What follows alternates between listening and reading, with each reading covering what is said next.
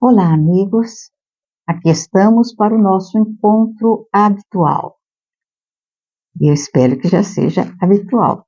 Estejam esperando para a nossa conversa fraterna, amiga, onde procuramos de alguma sorte elevar o nosso padrão vibratório, tocando o sentimento, tocando a alma, tantos acontecimentos da vida e tantas notícias desagradáveis que chegam à nossa casa. Então é bom que de vez em quando, ou de vez em sempre, cheguem notícias boas, que nos convidem a pensar melhor sobre a nossa existência, sobre a nossa vida. A gente está aqui e com objetivos nobres, criação divina. Naturalmente, Deus espera de nós alguma coisa boa. Deus espera de nós algo que construa, não apenas para nós, para o nosso sentimento, para o nosso ser, mas também para aqueles que convivem conosco, os nossos familiares, os nossos amigos, que eles tenham sempre uma visão favorável, tanto da nossa convivência quanto da nossa vida, da nossa existência. Tanto trabalho, se nós começarmos a pensar desde o início, quando somos apenas uma gotinha d'água no ventre materno, o esforço da multiplicação celular, o esforço do perispírito ligando-se molécula a molécula ao corpo em formação, e o esforço para a sobrevivência no líquido dentro do ventre materno. Então, tudo isso deve ficar no cômputo geral da nossa existência. Depois, o esforço materno para nos colocar no mundo e o esforço que nós fazemos também para sairmos de lá e iniciarmos um processo totalmente diferenciado de vivência. No ventre materno, nós estamos como um peixinho nadando dentro d'água. Saímos e quando saímos, iniciamos o processo respiratório, que deve ser bastante doloroso para o ser nascituro. E tudo isso sob a orquestra divina, orquestrado por Deus, para que iniciássemos a nossa jornada com algum objetivo, e naturalmente objetivo sério, que seria como colhermos os dividendos para o nosso crescimento moral, crescimento espiritual. E é interessante a gente pensar que dentro de todos os tipos de vida que existem em nosso planeta, o homem é o que tem maior tempo de dependência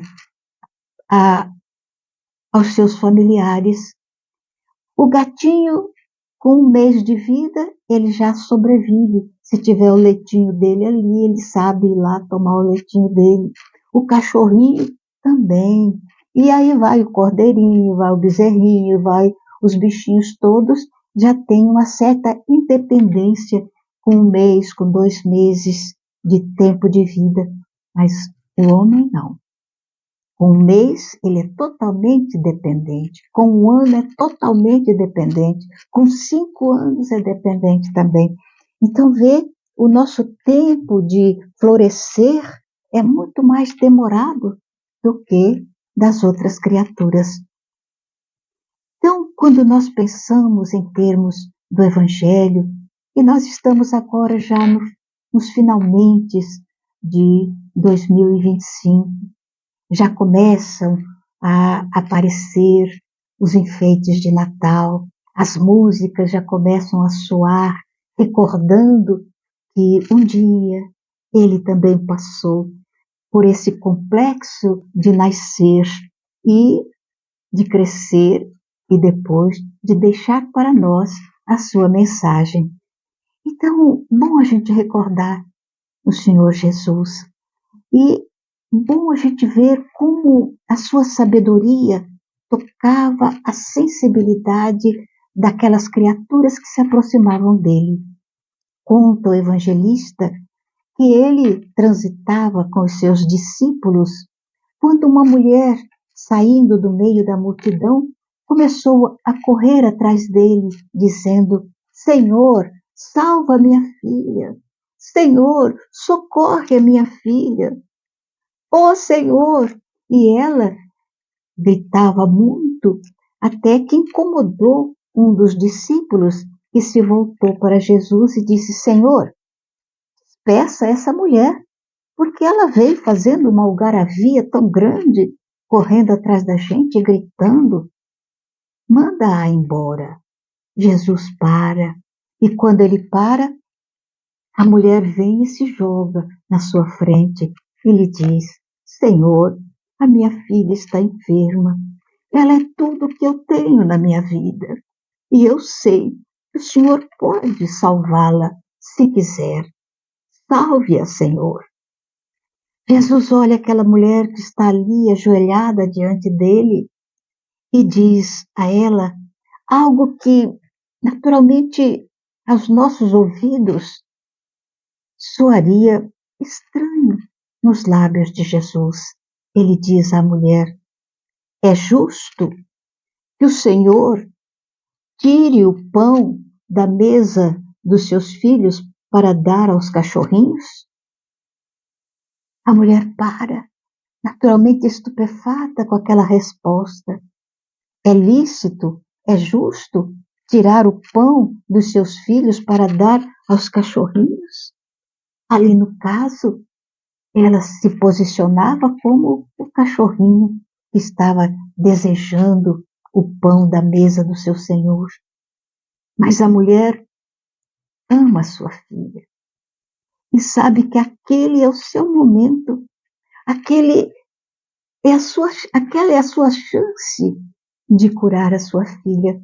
Então ela responde de uma forma tão espontânea e tão linda ao Senhor Jesus: Senhor, também os cachorrinhos se alimentam do pão que sobeja da mesa do seu Senhor. Jesus olha demoradamente aquela mulher ali ajoelhada e diz a ela: a tua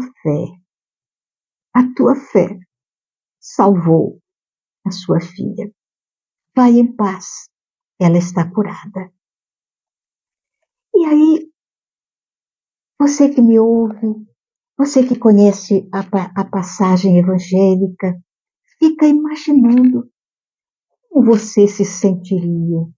Qual seria a sua reação se você pedisse alguma coisa a alguém, a Jesus, e ele dissesse: é justo que eu tire o pão da boca dos meus filhos para dar aos cachorrinhos? Como será que você reagiria? É lindo. O Evangelho é assim. É um rosário de realizações que se apresentam para nossa edificação. Nas bem-aventuranças, Jesus diz assim: bem-aventurados os humildes. O que reage dentro de nós é o orgulho, que é contrário, totalmente contrário à humildade. O que salvou a filha daquela senhora foi a sua humildade, a compreensão que ela teve da necessidade do seu coração, da oportunidade que tinha diante de Jesus. E a resposta é para nós uma lição que deve viger em nossa alma, lembrando que o Livro dos Espíritos diz que o maior empecilho à nossa evolução é o orgulho e o egoísmo. Então é lícito que os cachorrinhos também se alimentem do que sobeja da mesa do seu Senhor. Foi o que disse aquela mulher, a mulher cananita, respondendo ao divino amigo. E em honra a essa demonstração de humildade que ficou nas páginas do Evangelho, a sua filha foi curada pelo Senhor Jesus. Pense nisso, pense detidamente e imagine qual seria a sua reação se um dia ouvisse algo semelhante. Fique em paz. Até mais.